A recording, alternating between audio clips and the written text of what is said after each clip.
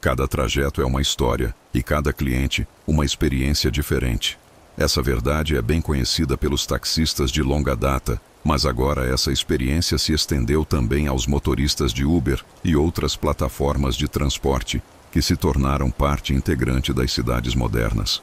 Vale ressaltar que até os passageiros de Uber têm situações nos trajetos que hoje desejam esquecer. Olá, Chief. Meu nome é Elliot Santana, sou motorista de Uber. Já tive várias experiências com o paranormal, mas a que vou compartilhar aconteceu no Deserto dos Leões. Naquela noite não estava muito escuro quando eu dirigia por essa região. Para quem não é do México ou não conhece o local, trata-se de uma área florestal conhecida por suas histórias de aparições fantasmais. Eu havia pegado um passageiro que ia para um pequeno povoado chamado Teteupan. A viagem transcorreu sem incidentes, até que deixei o homem no local indicado pelo aplicativo.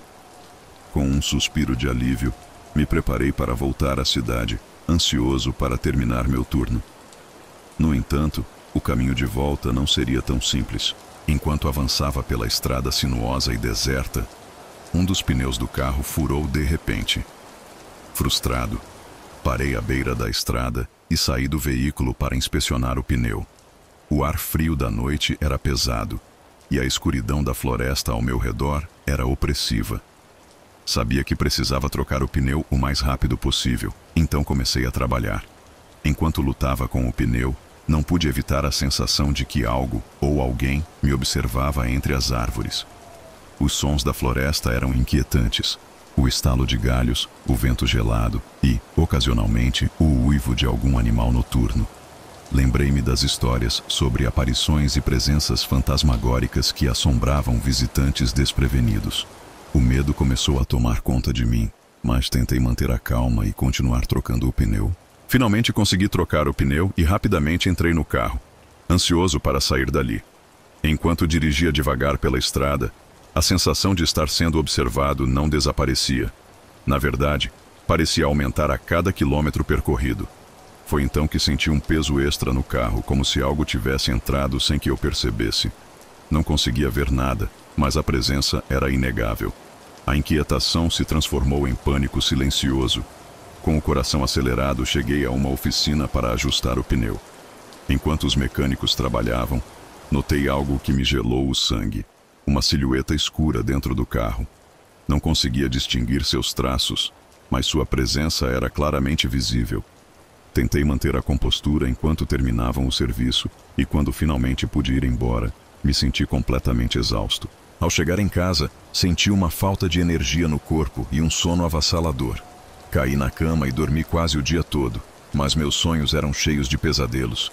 Sonhava com aquela entidade escura que havia entrado no carro, uma presença que parecia se alimentar do meu medo. Acordava suando e com o coração acelerado, apenas para cair novamente em um sono perturbador. Nos dias seguintes, minha vida se tornou um tormento. Sempre que ia buscar passageiros, eles cancelavam a viagem ao me ver, dizendo que havia outra pessoa no carro comigo. Algo que não era verdade. A entidade que havia entrado no carro naquela noite ainda estava lá, invisível para mim, mas claramente visível para os outros. Me senti impotente e assustado, sem saber o que fazer.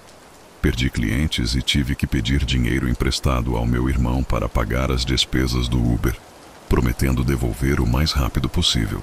Desesperado, busquei a ajuda da minha tia, uma mulher que pratica artes esotéricas e é conhecida por ser uma boa bruxa.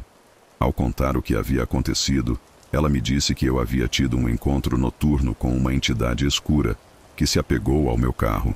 Segundo ela, esses seres podem seguir pessoas em momentos de vulnerabilidade, alimentando-se de sua energia e medo. Minha tia me ajudou a realizar um ritual de limpeza para expulsar a entidade da minha vida. Preparamos uma série de elementos e realizamos o ritual no carro, invocando forças protetoras e pedindo que o ser escuro fosse embora. A experiência foi exaustiva, mas no final, senti um grande alívio, como se uma enorme carga tivesse sido retirada dos meus ombros. Apesar disso, levei alguns dias para me sentir realmente livre daquela presença.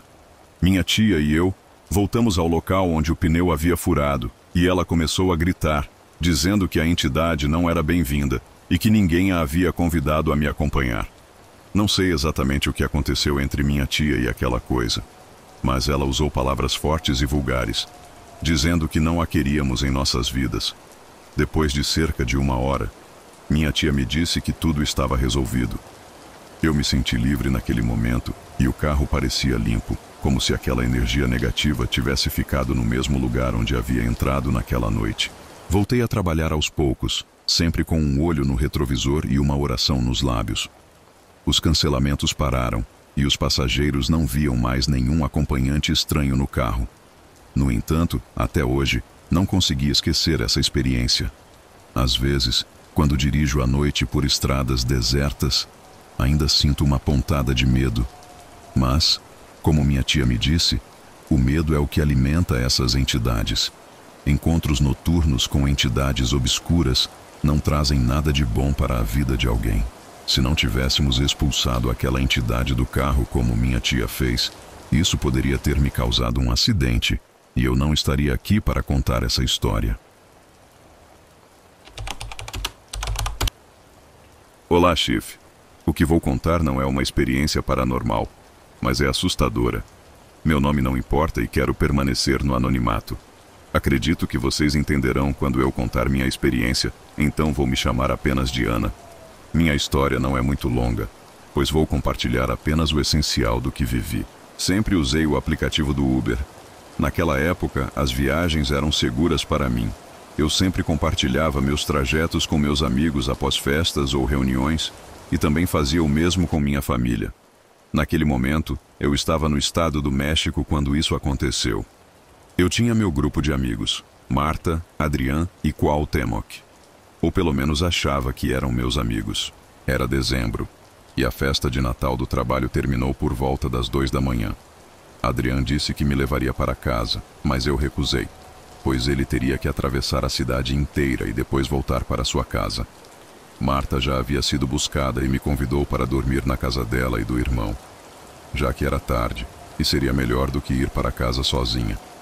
De manhã, se eu quisesse, poderia ir embora. Mas novamente recusei. Alguns minutos depois, um motorista aceitou a corrida e me avisou que chegaria em breve. Meus amigos foram para casa e eu enviei a eles as informações da minha viagem. Tirei uma captura de tela dos dados do motorista, tudo para me precaver, já que era muito tarde. Não sei porquê, mas decidi enviar as informações para minha mãe, mesmo ela estando em outra cidade, em outro estado.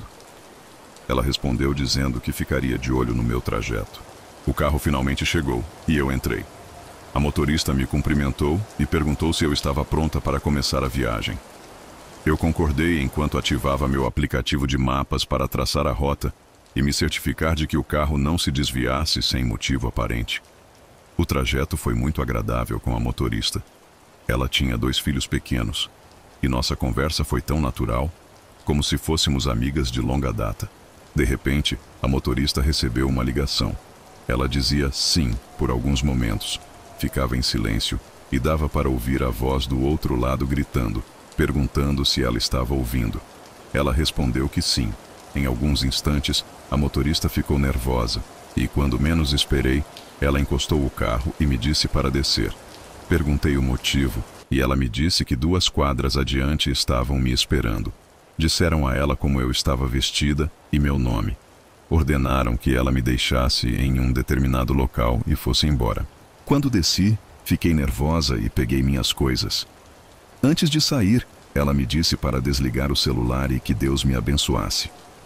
A motorista do Uber foi embora. Não quis ver para onde ela foi, pois o importante era me esconder. Vi uma pequena lanchonete que estava fechando e entrei lá. Havia uma senhora com 2 jovens que estavam prestes a fechar. Ao me ver, a mulher disse para abaixarem a cortina de aço. Eu comecei a chorar e implorei por ajuda. A senhora me disse para me acalmar que eu estava segura. Contei o que havia acontecido e o celular não parava de tocar. A senhora me disse para não atender. Eu o silenciei, mas ele continuava vibrando. Ela chamou um de seus filhos e esperamos dentro do estabelecimento até que ele chegasse. Esses minutos foram os mais assustadores da minha vida. Finalmente, o filho da senhora chegou e me deu uma xícara de chá para me acalmar. Ele parecia tão confuso quanto eu. Foi então que ele disse à mãe que era melhor eu não ir para meu apartamento, pois não sabíamos o que poderia acontecer. O celular continuava tocando insistentemente. Então, com um olhar do jovem, entendi que era melhor desligá-lo. Mas antes disso, liguei para minha mãe para explicar brevemente a situação e pedir que não atendesse o celular, pois provavelmente tentariam entrar em contato com ela. Felizmente, até hoje isso não aconteceu. A senhora me perguntou se eu não tinha algum familiar na cidade, e eu disse que não. Mas o filho a interrompeu, dizendo que era melhor não falar com ninguém, pois a situação era estranha. Ele me perguntou se mais alguém sabia que eu havia entrado naquele Uber. Contei que havia avisado meus amigos e minha mãe. Então, a senhora disse: pense mal e acertará, pois algum deles era cúmplice dessas pessoas. Por um momento me recusei a acreditar nisso, mas infelizmente era verdade. Passei o resto da noite com aquelas pessoas bondosas. Pela manhã eles me levaram para pegar minhas coisas. Não havia nada de estranho, mas eu não ficaria para descobrir. Quando liguei meu celular, havia muitas chamadas perdidas e mensagens no WhatsApp de números que eu tinha como contatos. Já podem imaginar o que diziam. Mas um dos mais insistentes era do Adrian, que pedia que eu desse minha localização para que ele pudesse me buscar. Ele enviou mais de 50 mensagens, muito insistente. E sim, ele era um dos que queria me privar da liberdade. A senhora e seu filho me levaram ao aeroporto e comprei uma passagem para sair da cidade. Até hoje nunca voltei. Agradeci àquela senhora e ao filho por me ajudarem. Apaguei todas as minhas contas nas redes sociais, mudei meu número de celular e cortei contato com Cuauhtémoc, pois eles poderiam dar meu paradeiro ao Adrian. Por um tempo mantive contato apenas com a senhora e seu filho, mas depois de um tempo, também cortei laços com eles, pois era o melhor a fazer. O jovem me contou que encontraram o corpo de uma mulher em um lixão, uma motorista de Uber que estava desaparecida há várias semanas. Era a motorista daquela noite. A culpa me deprimiu por muito tempo. A depressão quase me levou a... Bem, vocês sabem. Naquela noite, os predadores me tinham como presa. Espero que minha experiência possa ajudar alguém. Foi uma experiência aterradora, e para mim foi pior do que ver um fantasma. Boa noite, Chief, e para todo mundo que está escutando. Me chamo Heriberto Ozuna e vou contar algo que aconteceu comigo no ano passado, mais precisamente na véspera de Halloween. Nasci em Tijuana, México, e sempre vivi nessa cidade fronteiriça. Trabalho como motorista de Uber há 4 anos e já tive várias experiências com o paranormal. Muitos passageiros também comentaram sobre esse tipo de coisa. No entanto, dessa vez, não se trata de fantasmas ou aparições, mas sim de uma experiência que mostra os perigos que enfrentamos no dia a dia com os passageiros. Às vezes, acontecem coisas tão raras que provavelmente só ocorrem uma vez na vida, e espero que, para mim, essa tenha sido a única. Naquela noite, a cidade estava agitada. Crianças vestidas com fantasias, jovens indo para festas. O tempo passou rápido, e por volta da meia-noite, recebi uma corrida no aeroporto. Apesar de a espera ser de quase 20 minutos, aceitaram. Quando cheguei ao local, havia 2 garotas e um jovem que parecia muito bêbado, pois elas o seguravam para que não caísse. As garotas riam e faziam piadas dele, mas o que me chamou a atenção foi o riso maldoso de uma delas. Seu rosto, mesmo com pouca luz, transmitia uma maldade que deixou o clima tenso. O jovem, por sua vez, não dizia uma palavra e parecia estar dormindo. Deixei as garotas na Avenida Revolución. Elas pagaram a corrida e rapidamente solicitaram outra para o jovem. Pagaram a mais e, felizes, entraram em um dos antros da avenida. Não falei muito com o jovem, mas, ao nos aproximarmos do destino, comecei a avisá-lo que estávamos chegando. Pelo retrovisor, notei que ele não parecia bem. Quando chegamos ao local indicado, ele continuava estranho. Pensei que estivesse muito bêbado, sob efeito de drogas ou, pior, morto. Por um momento, achei que teria problemas com ele, mas não foi o caso. De repente, o jovem começou a gritar de uma forma que me deixou nervoso. Quando perguntei o que estava acontecendo, ele não conseguia falar. Acendi a luz interna do carro e vi um líquido espesso escorrendo dele. Percebi que era sangue. Tive que chamar uma ambulância, pois ele estava se desangrando. A cena foi tão chocante que cheguei a vomitar. Felizmente havia pessoas por perto que, ao ouvirem os gritos, se aproximaram e trouxeram toalhas para estancar o sangramento. A ambulância demorou a chegar, e quando finalmente apareceu, a polícia também estava lá. Fizeram várias perguntas e me pediram para não sair da cidade. Cheguei em casa pela manhã e nas poucas horas que consegui dormir, tive pesadelas. No final da tarde, fui chamado novamente para prestar depoimento. Tive que identificar as garotas, e uma delas foi reconhecida por sua risada maquiavélica. Era a prima do jovem, chamada Dulce. O jovem, de apenas 18 anos, declarou que não conhecia as mulheres da festa. Ele foi convidado por Dulce, que o drogou sem que ele percebesse.